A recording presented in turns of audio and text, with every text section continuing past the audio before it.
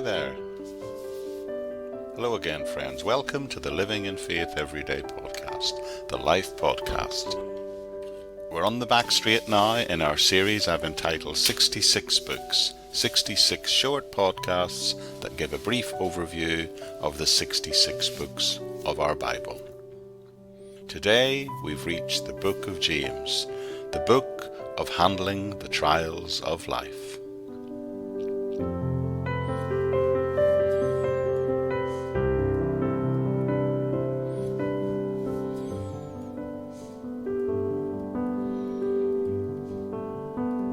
The book of James is probably the only book of the New Testament to be written as an intensely practical handbook. It seems to me to be almost a manual for living the Christian life. The author of this epistle identifies himself as James and calls himself a servant in chapter 1 verse 1 and a teacher in chapter 3 verse 1. From the text we know that he was apparently well known to whoever the people were he was writing to. There are three prominent men named in the New Testament. First is James, the son of Zebedee, who is the older brother of the Apostle John. He was not only an apostle, but he was in the inner circle of Jesus' followers. Matthew 17 tells us this. His martyrdom is recorded in Acts 12:2, which would have been in AD 44, so that makes it very unlikely that he wrote this letter. Secondly, there is James the son of Alphaeus, who was the brother of Matthew. This James is comparatively obscure, and there is little information about him, therefore it seems doubtful that he is the authoritative figure who lies behind this letter.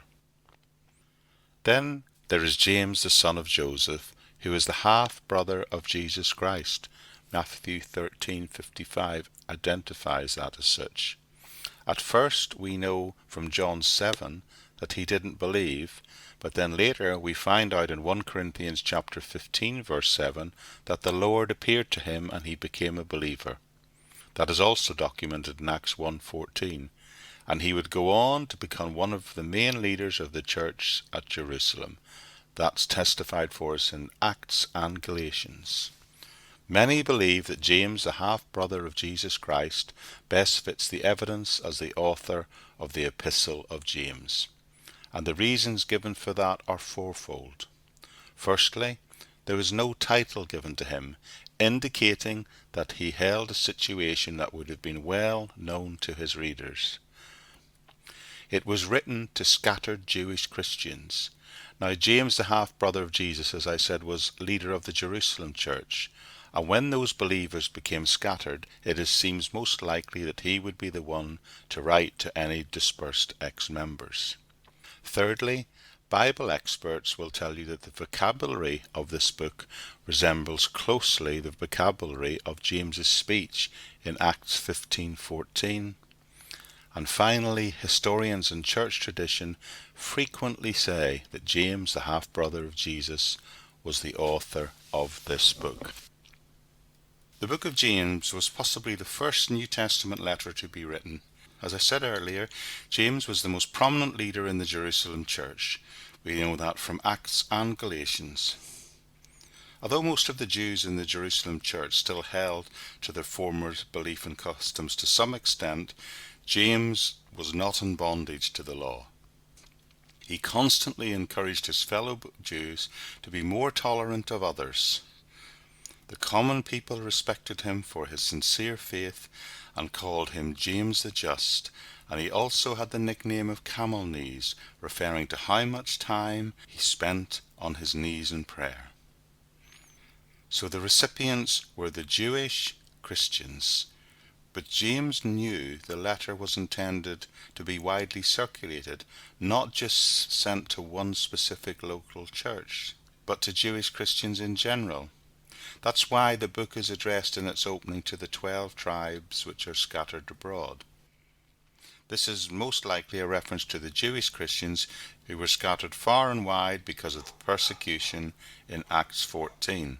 From the book itself, it's obvious that those Jewish Christians were still meeting in synagogues, because the word used in James chapter 2 verse 2 is the Greek word synagogue, and we also know from later in the book that those communities had elders.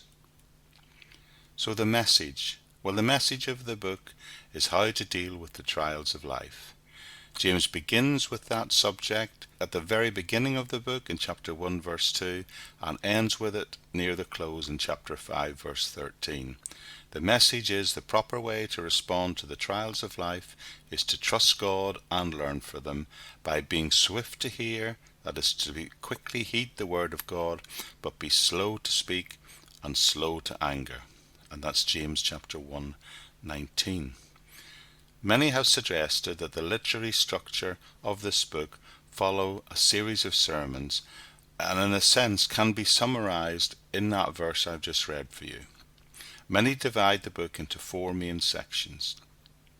Chapter 1, verses 1 to 18, is the introduction, which puts life's trials and difficulties into context.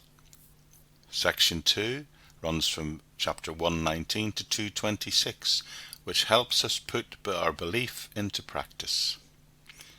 Then chapters 3 verse 1 to 5 verse 6 examines worldly ambition alongside the Christian faith.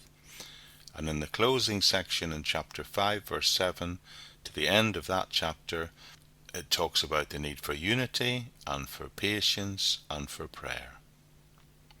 So what is the purpose of this book? Well, you see, Jews who had become Christians had the advantage of a long-established belief in God and a moral outlook moulded by the law of Moses. But these advantages had also become a hindrance to some. Some Christians in the new churches were so devoted to the Mosaic law that they had become coldly legalistic, and their Christianity lacked warmth and vitality. Others went in the opposite direction, because of a lax attitude towards moral sin. Some thought that because they had been released from the law's restrictions, they were free to do whatever they wanted. As a result, their behavior became immoral, and James deals with these problems by giving clear teachings in this book on the nature of the Christian faith. Faith, he says, is not obedience to a set of rules, nor is it just an intellectual belief. It is something that is living, and it expresses itself in right behavior and right actions. It does not give people the right to do as they like, but directs them towards a greater love for God and for others. It enables Christians to live positively for God in an ungodly society, whilst at the same time not accepting the standards of that society. This applies, of course, not only to Jewish Christians then, but to all God's people always. So to summarize this book, James, the half-brother of Jesus Christ, wrote to Jewish Christians outside Palestine who were going through various trials in order to encourage them to respond properly.